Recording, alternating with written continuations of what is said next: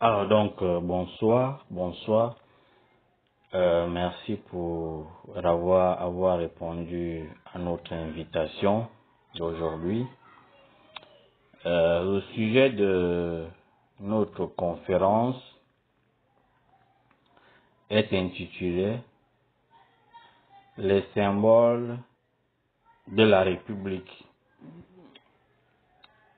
explication et interprétation. Donc, on va étudier, analyser, expliquer les symboles de la République qu'on appelle les sceaux de la République. Vous voyez, il y a un ministère de la République qui s'appelle le ministère de la Justice, garde des sceaux. Il s'agit de quels sceaux? Il s'agit des sceaux de la République. Et pourquoi c'est le ministre de la Justice qui garde les sceaux de la République?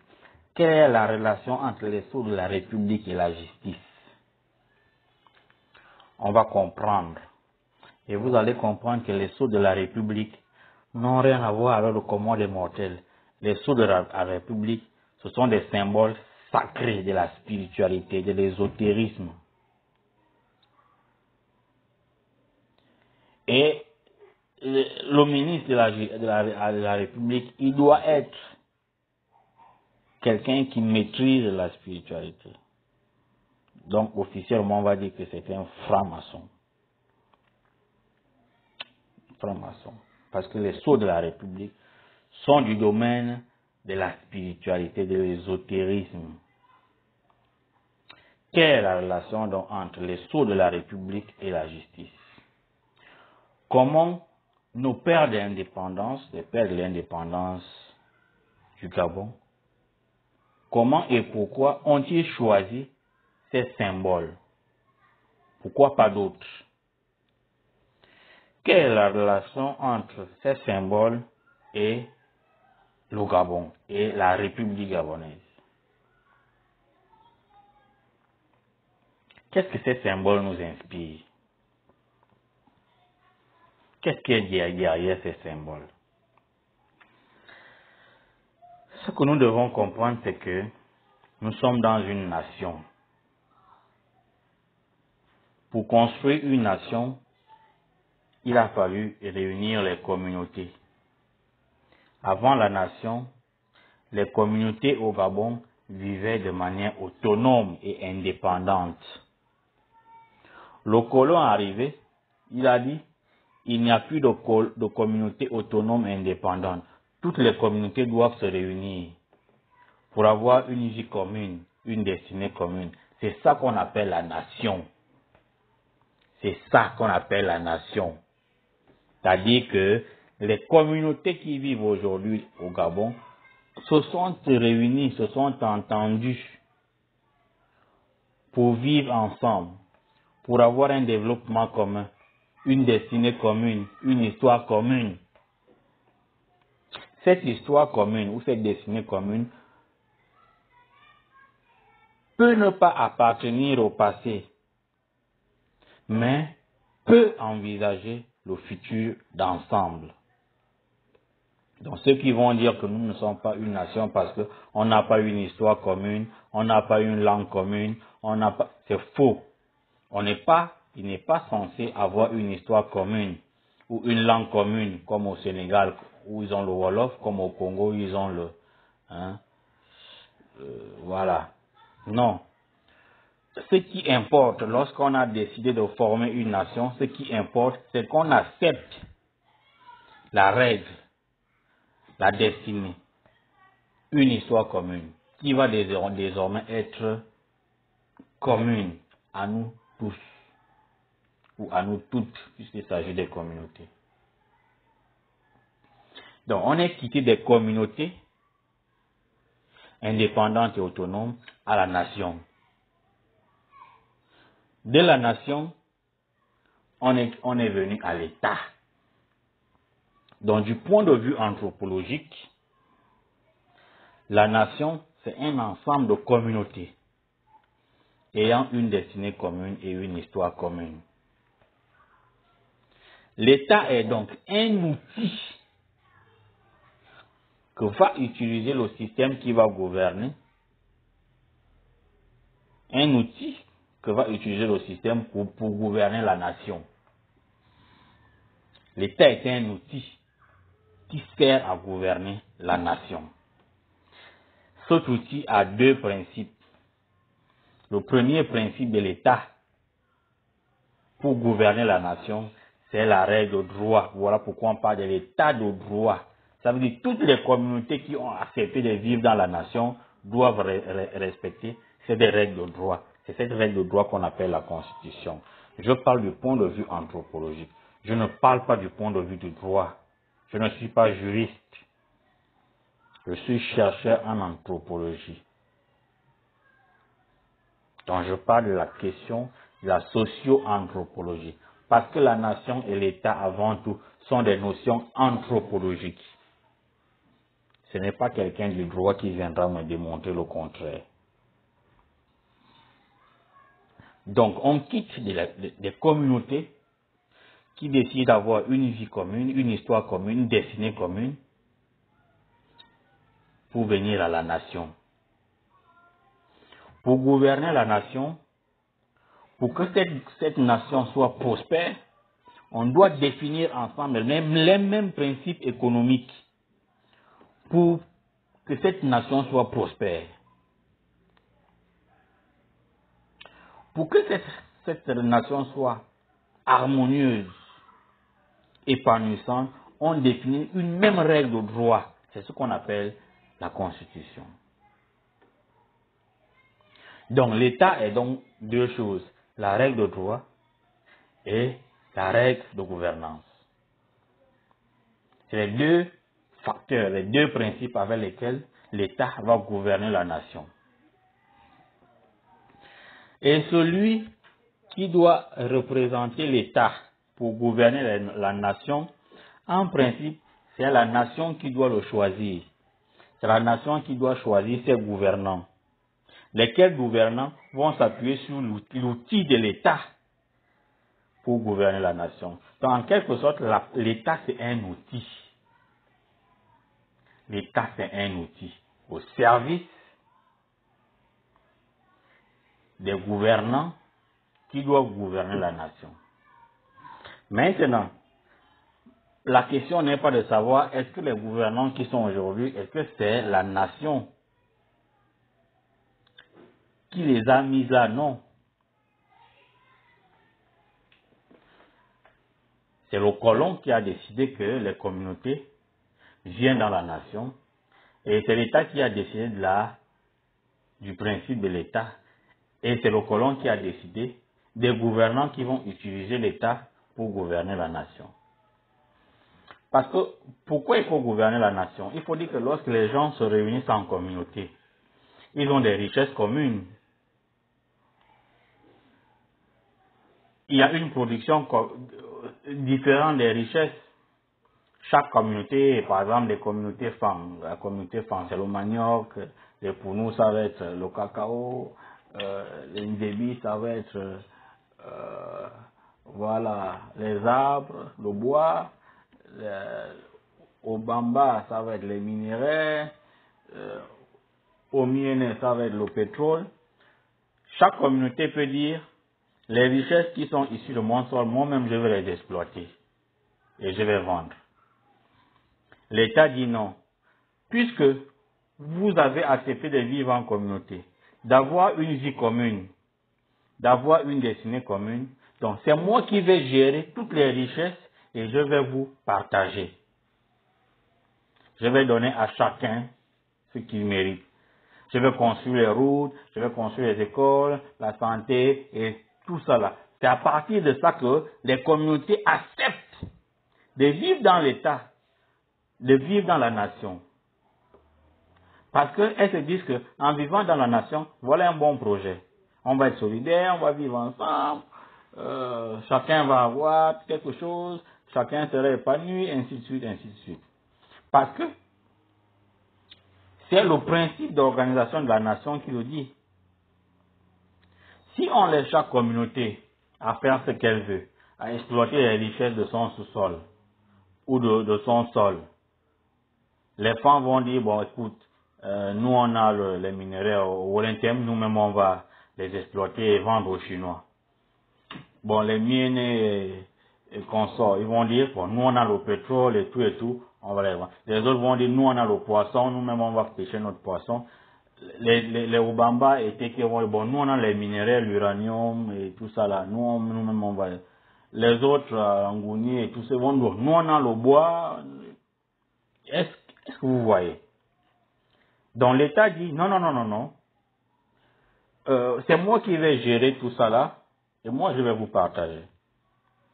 Et moi je vais être équilibre, juste envers vous tous. Pour que le pétrole de l'Ogooué maritime soit pour toutes les provinces. Pour que le bois de l'Angounier soit pour toutes les provinces. Pour que les minéraux le bois du Wolenthem soit pour toutes les provinces. C'est ce que l'État dit. Ça, c'est l'organisation économique de la nation. Après, l'État dit, bon, la règle pour le droit, ça va être pour nous tous. Voilà comment nous sommes quittés de la nation, de la communauté vers la nation et la nation vers l'État. Bon, est-ce que nos gouvernants qui sont là aujourd'hui, ils comprennent ça?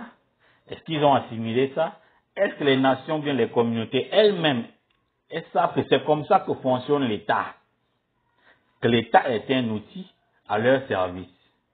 Est-ce que les gouvernants savent que l'État qu'ils ont en main comme outil doit être au service du peuple? Cela n'est pas la question. La question est donc de savoir, lorsque nous sommes quittés de la communauté vers la nation et de la nation vers l'État, on a décidé d'avoir des symboles de la République.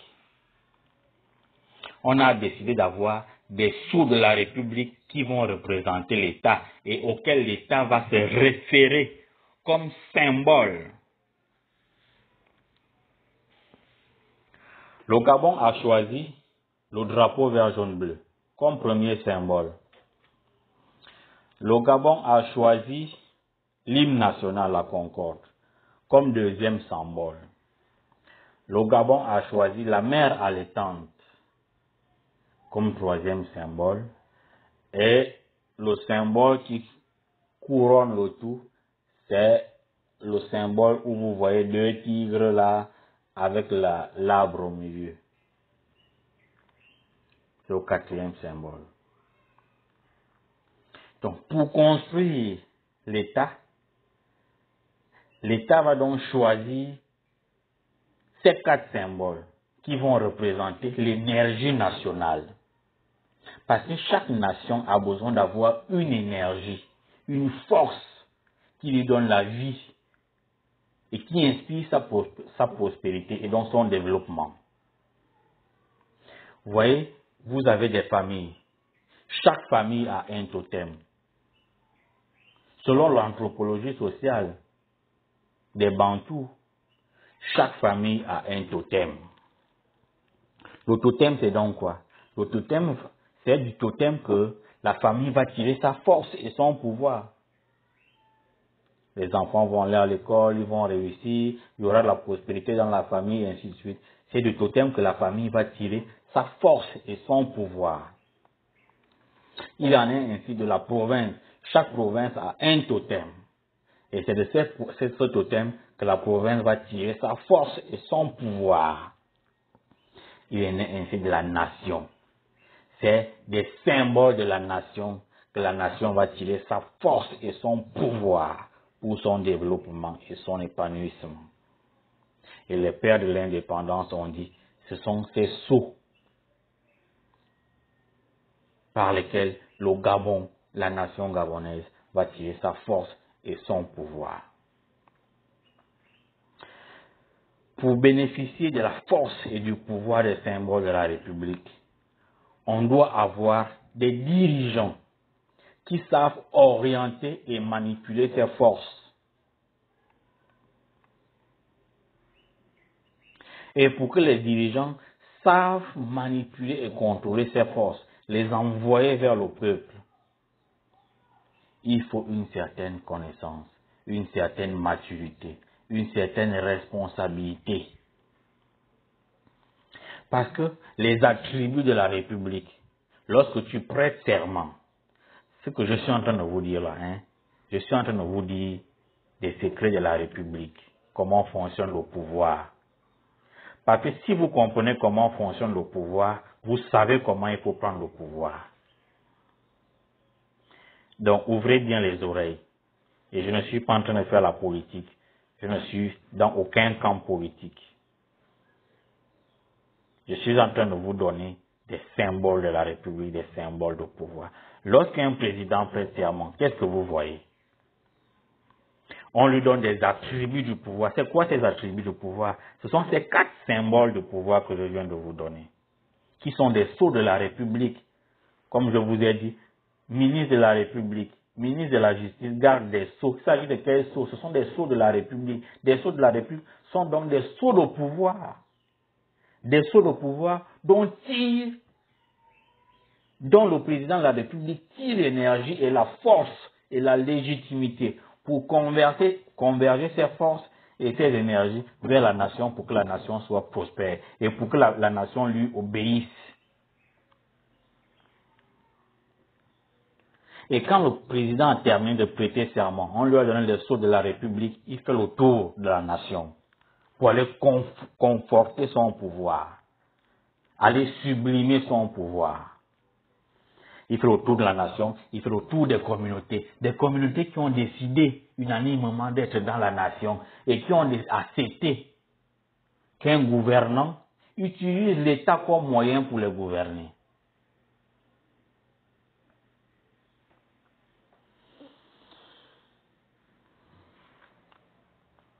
Donc, dans le symbole de la République, on voit une femme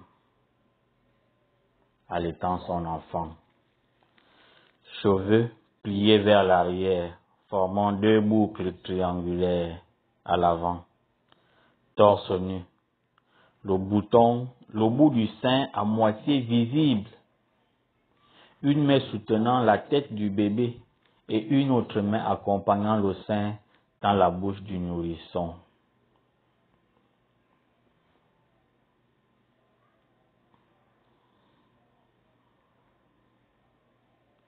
Elle porte un pagne qui couvre sa nudité. Les yeux fermés, la bouche légèrement ouverte. Elle pose alors le geste sacré de l'allaitement de son enfant. Il faut dire que le sein que la mère donne à l'enfant, il s'agit du sein droit. Et le sein droit est du côté du cœur. Vous pouvez donc comprendre. Et la main qui soutient le sein, qui va à la bouche du bébé, c'est la main gauche. Non, c'est la main droite. Vous comprenez donc ce que vous devez comprendre.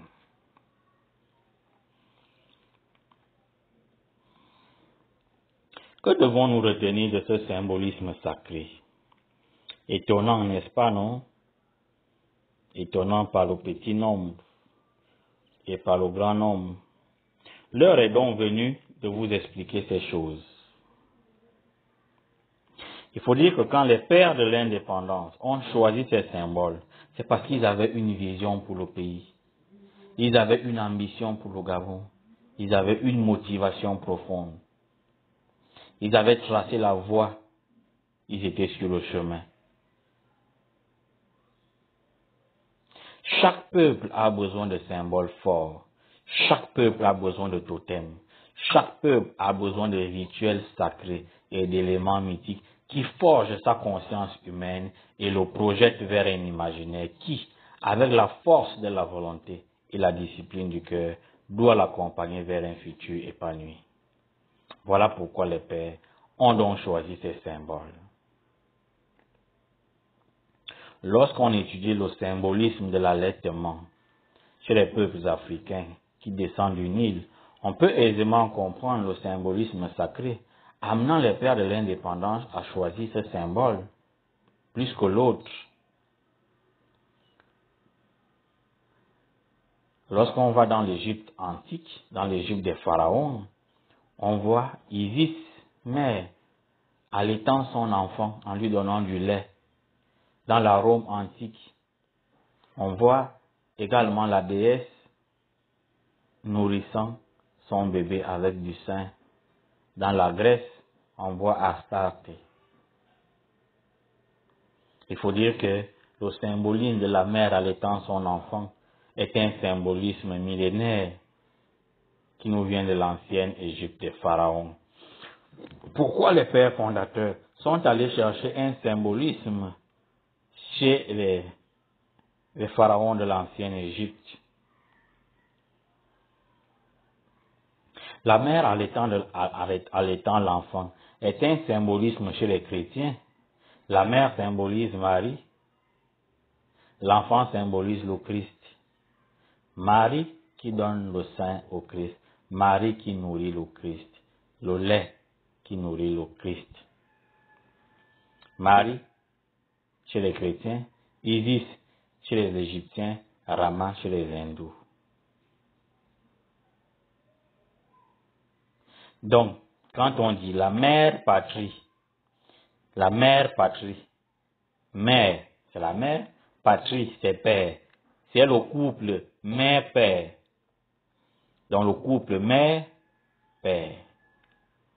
Et les Égyptiens ont toujours symbolisé ce couple par Isis et Osiris.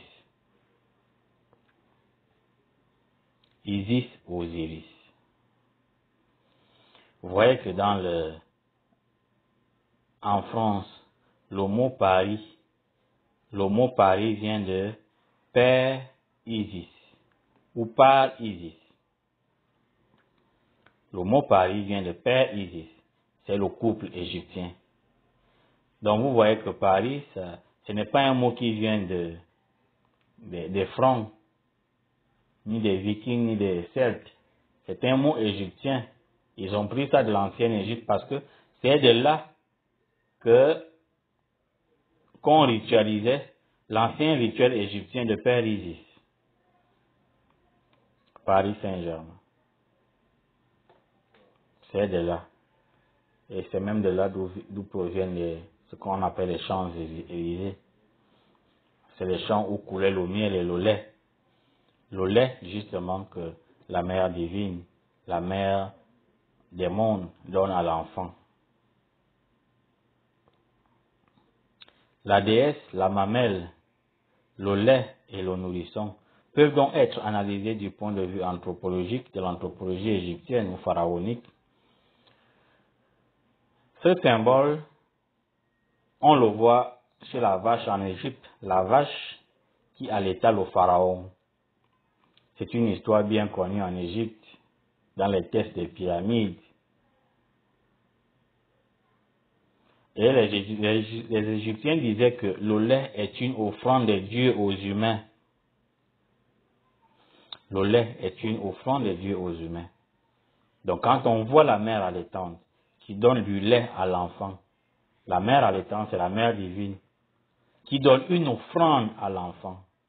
L'enfant qui peut symboliser ici le peuple, ou l'initié, ou le disciple.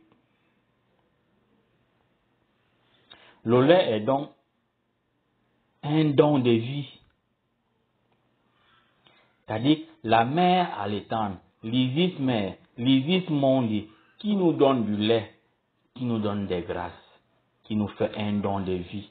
Parce que le lait, en Égypte, ça symbolise la vie, la vitalité,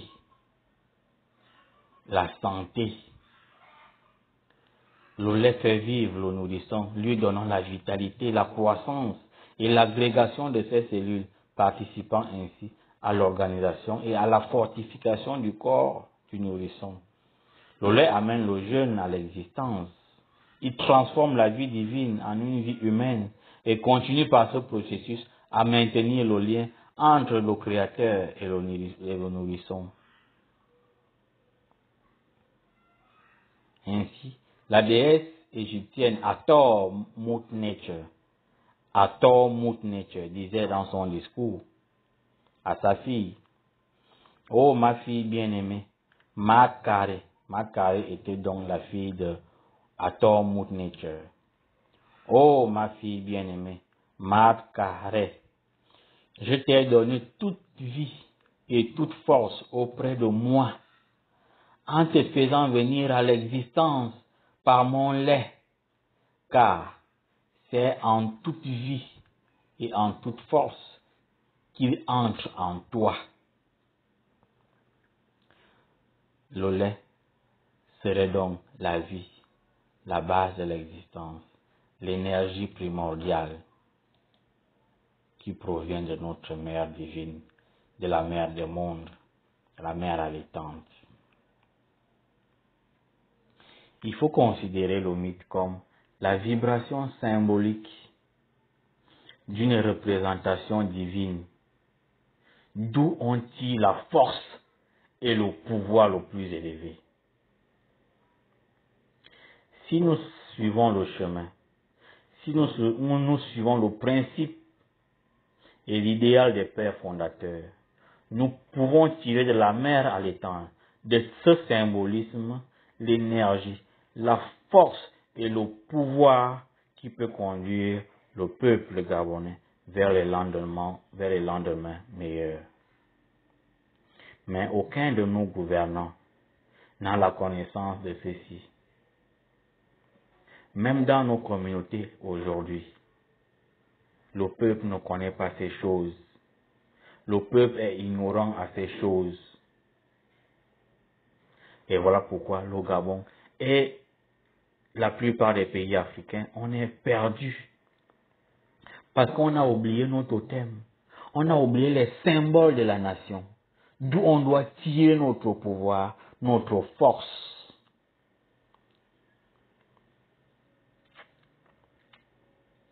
C'est comme une famille, vous avez un totem, mais vous vous en foutez. À la limite, au lieu que le totem vous fasse du bien, il commence à vous faire du tort. Et c'est ça à quoi nous assistons dans nos pays. On va accuser la France, on va accuser nos gouvernants, Ali qui fait un troisième mandat, qui commence à tricher aux élections, qui commence à organiser la fraude et tout et tout. Oui.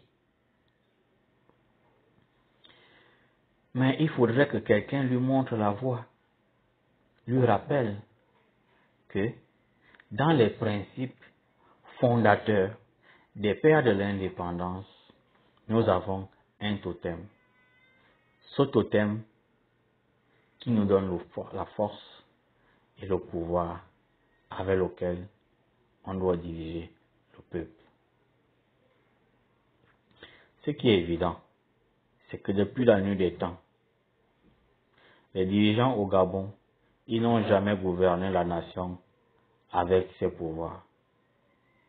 De la même manière, ils ont amené des choses d'ailleurs.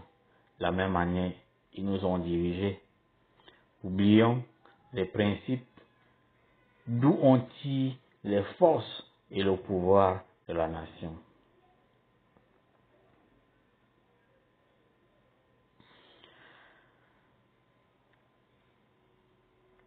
C'est pourquoi un peuple doit avoir des symboles, des mythes, des expériences pour fortifier son devenir et se réveiller lorsque le réveil du pays est en péril comme en ce moment. La période actuelle nous convie à exploiter tous les symboles de la nation afin de secouer les vibrations enfouies dans les représentations nationales. L'analyse de la mère allaitante pourrait paraître confuse et surchargée d'incompréhension pour beaucoup d'entre vous. Vous pouvez même suggérer que c'est un simple décor de la République. Mais quel est le rôle que la mère divine, la mère allaitante, a joué dans l'ancienne Égypte des pharaons? Pourquoi les pères de l'indépendance sont allés chercher ces symboles pharaoniques comme attributs de la nation? Le symbole de la mère allaitante a des principes. Et le tout premier principe de la mère allaitante, c'est la Maat. La Maat est donc un principe qui symbolise la loi et la justice divine. On la représente le plus souvent avec une déesse portant une plume sur la tête et qui a pour rôle de régir la vie sociale et individuelle à travers la loi commune, comme je vous ai dit. Lorsque nous sommes quittés de la communauté vers la nation, on s'est doté d'une loi commune pour régir la vie en société. Parce que des communautés qui sont arrivées là, chaque communauté avec ses lois, avec ses habitudes, ses coutumes. Alors on dit pour vivre ensemble, nous devons avoir une loi commune qui va régir nos relations. Voilà pourquoi vous entendez parler de l'état de droit. Parce que c'est l'état qui fixe la règle de droit commune à toutes les communautés. Et c'est la Mahat, d'où l'état qui ce pouvoir, cette force pour régir la vie de la communauté à travers une règle de droit commune qu'on appelle la Constitution. Personne n'échappe à sa justice, à la justice de la Mahat, ni même le pharaon, ni aucun président. Le déroulement de ce principe se mue en la vérité, la droiture, l'équité, l'équilibre, l'harmonie. Sur le plan de la justice, la Mahat est représentée par une balance avec deux plateaux équilibrés et séparés par une épée, cette épée qui symbolise la rigueur de la loi. La loi est rigueur. La rigueur, ça veut dire la vérité. La loi veut dire la vérité. Et parfois, la mère a des yeux bandés, ce qui symbolise l'impartialité dans le jugement. L'impartialité dans le jugement. Je ne connais pas la personne qui est devant moi, mais je juge en fonction de la vérité. Donc je dois être impartial. Voilà pourquoi la mère a des yeux bandés. Elle a l'épée parce qu'elle symbolise la rigueur de la loi. Elle a les deux plateaux à gauche et à droite pour symboliser l'équilibre dans le jugement. La stabilité. L'autre rôle de la Mahat, de la Mère divine, est la protection et la charité envers ses enfants. Elle soutient les défavorisés, les orphelins, les veuves et veufs.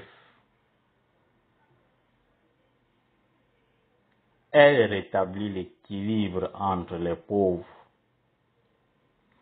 La Mère divine, la Mahat, l'Isis Mondi, la mère allaitante, symbole de la vie, de la protection, un guide lumineux qui oriente nos pas, nos décisions et modèle notre destin, le destin de la nation. Si on suit ces pas, ça veut dire les pas de la déesse, les pas de la justice, de l'équité, de l'équilibre, de la stabilité, alors la nation va vers la prospérité et vers l'épanouissement. La vie appartient à la Mère divine. C'est elle qui modèle la vie, qui donne forme à la vie de la nation et qui maintient toute vie.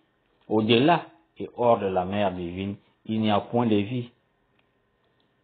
Le lait symbole de l'énergie, une alimentation primordiale à la base de la vie. La Mère divine, l'Isis Mondi, la mère allaitante, est la dépositaire de cette énergie qui doit transformer l'humain, qui doit pénétrer le peuple au fond de la nation, qui doit guérir et soigner et transmettre au peuple sa force, la volonté nécessaire pour la réalisation des objectifs physiques et spirituels de la nation. Arrivé à l'âge intermédiaire, l'humain doit abandonner la consommation du lait pour le consommer autrement. Le lait se fixe en l'homme et se transforme en une autre substance que l'homme doit transformer pour continuer sa transformation, son développement et sa croissance physique et spirituelle par des techniques plus connues en Occident, en Asie et en Égypte, notamment des techniques de la transmutation de l'énergie. La mère dépose alors en l'humain une énergie très puissante qui doit le modeler, le transformer et le muter en un nouvel homme. Avant cette transformation, l'humain passe par le chaos et le désordre, un oubli de la mère qui s'installe et s'identifie à des choses mondaines.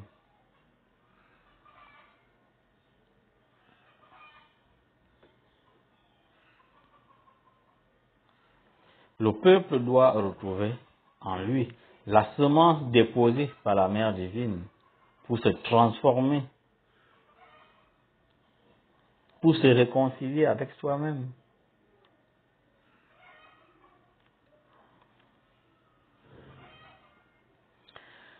Il faut donc dire que toutes les nations du monde qu'on peut considérer comme des économies prospères aujourd'hui, se sont toutes retournées à un moment donné vers la mère divine, vers la mère allaitante, que ce soit la Rome, l'Angleterre, la France, l'Italie, le Portugal, les États-Unis, la Chine aujourd'hui, toutes les grandes puissances, pour arriver au stade de la prospérité de leur économie, se sont orientées vers la mère divine, dont elles ont tiré la force et la puissance et le pouvoir.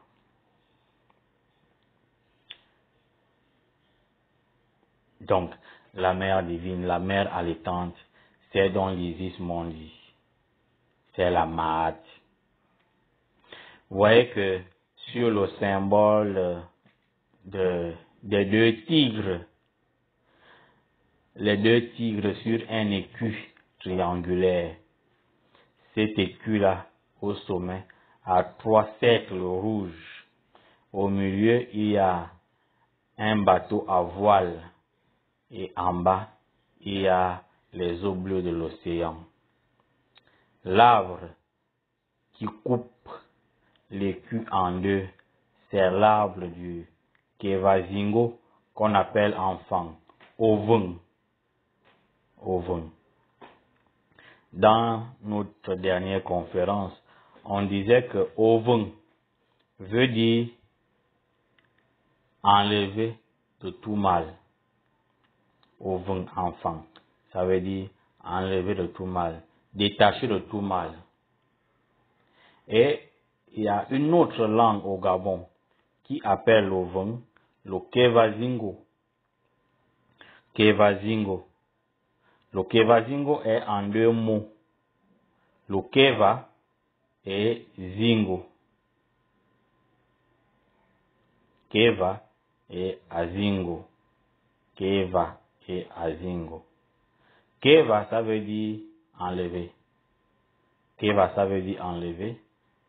Et Azingo, ça veut dire le mal.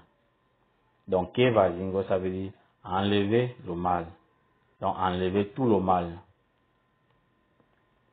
Donc, le Keva Zingo, c'est l'arbre qui enlève tout le mal.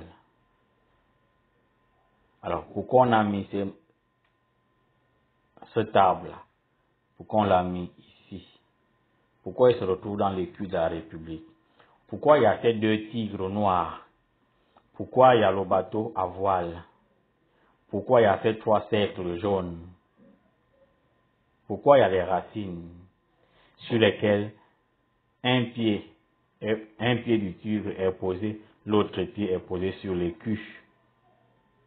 Est-ce que, j'avais demandé à un élu est-ce que ce n'est pas possible dans ce pays d'expliquer ces symboles tels que venus par les pères fondateurs qui sont allés chercher ces symboles dans l'anthropologie égyptienne? Parce qu'en Égypte, un tigre noir nous renvoie à quelque chose. L'arbre nous renvoie à quelque chose. Les racines de l'arbre nous renvoient à quelque chose. Le bateau à voile noir nous renvoie à quelque chose. Les 3 cercles jaunes nous renvoient à quelque chose. Mais on n'a jamais expliqué aux Gabonais ce que c'est. Le ministre de la Justice, garde des Sceaux, n'a fait aucune communication, ni aucune éducation sur les symboles de la République. Tout ce qu'on nous explique sur les symboles de la République est faux. Il y a même l'autre là qui disait que voilà, les 2 tigres là, c'est elle et Ali, voilà, tout ça là. C'est conneries en fait. Comment on peut arriver à ce niveau-là? Bon, elle n'a pas dit ça, les Gabonais ont abusé aussi. Alors, si on commence à expliquer ce symbole-là, les gens ne vont rien comprendre. Parce que c'est un symbole de l'Égypte pharaonique. Les 2 tigres noirs là. L'écu là, c'est un écu de l'ancienne Égypte. Et si on doit expliquer cela, ça va vous faire mal qu'on vous explique ça. J'ai même du mal à vous expliquer ça. Parce que je ne sais pas par où je vais commencer pour vous expliquer ça en bon français. Vous savez, quand les gens ils disent que oh non, on ne peut pas vous expliquer des choses, vous n'allez pas comprendre. Parfois, ils ont raison. Il y a un journaliste là qui a posé la question à un franc-maçon. Quand le franc-maçon dit que non, il y a des choses qu'on ne peut pas vous expliquer. Il a posé la question au franc-maçon, mais vous avez quel cerveau qui est capable de comprendre ces choses et nous, on n'est pas capable de comprendre. Le franc-maçon, il avait raison. Il y a des choses, quand tu veux expliquer ça aux gens, ils vont rien comprendre. Les 2 tigres là, ça fait 50, 60 ans que c'est là. Mais personne ne nous a expliqué ça. Pourquoi? On peut porter une plainte à l'État, au ministère de la Justice. Pourquoi on n'enseigne pas ces choses à l'école, aux enfants? On fait le cours de civisme, l'éducation civique au quartier, à l'école, à l'université, mais on ne nous a jamais expliqué les symboles de la République. Pour orienter les destinées des jeunes, du peuple. Chaque peuple doit comprendre c'est quoi ces symboles. D'où l'État tire le pouvoir et la force. Et qui doit orienter, motiver la jeunesse. Pour savoir, voilà le destin auquel on aspire. Voilà le chemin sur lequel nos pères fondateurs nous ont laissé. Voyez-vous, dans la Grèce antique, on avait le même arbre, mais sur l'arbre, il y avait 2 serpents entrelacés. Dans la Rome antique, on avait le même symbolisme, mais au lieu des 2 tigres, ils avaient mis les 2 lions. Bon, on va expliquer ça de manière embryonnaire. Donc nous voyons sur sur l'image en haut là, 2 lions attachés à un disque solaire, dans lequel on voit un oiseau symbole de l'esprit. Là nous sommes en Égypte. Et le lion symbole la protection, du pouvoir et de la rigueur. Mais aussi il symbole l'énergie créatrice sublimée, transformée vers un but spirituel divin. Et là, vous avez également une femme se transformant en arbre entrelacé par 2 serpents. Là, nous sommes dans la Grèce antique. Que signifie une femme en forme d'arbre protégée par 2 serpents? À droite, vous avez également le blason de la République. Le blason de la République, c'est un écu traversé par un arbre protégé par 2 panthères. Bon, les panthères là, moi, quand je regarde ça, je vois que c'est les tigres noirs. Mais appelons ça panthère. Parce que si quand on va dans l'anthropologie égyptienne, la panthère noire et le tigre noir, ça symbolise 2 choses différentes. Donc, il faudrait qu'au ministère de la Justice, peut-être on va initier une correspondance pour leur dire que ça là, c'est les 2 tigres ou bien c'est 2 panthères. Bon, comme l'équipe nationale s'appelle panthère, appelons ça panthère. Mais quand moi j'ai bien regardé, et quand je suis allé regarder ça dans les symbolismes anthropologiques de l'ancienne Égypte, d'après mes recherches, on m'a dit que ce sont des tigres, 2 tigres noirs. Bon, à l'intérieur, il y a l'écu. Un voilier, c'est-à-dire un bateau à voile, sur les eaux bleues de l'océan. Bon, vous avez 3 cercles jaunes. Le respect de la tradition et des secrets républicains nous recommande de ne pas dévoiler tous ces symbolismes. Sinon, le ministère de l'Intérieur pourra nous poursuivre. Donc, le moment viendra où on va dévoiler la sagesse cachée dans ces symbolismes. Mais on peut d'abord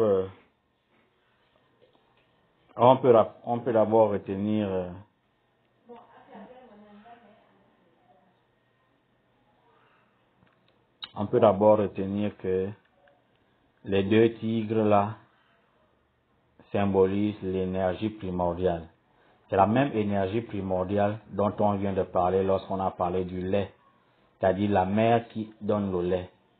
Donc les deux tigres là, les 2 panthères là, ça symbolise l'énergie créatrice non sublimée. Tout cela, vous allez me poser la question, c'est quoi l'énergie créatrice non sublimée?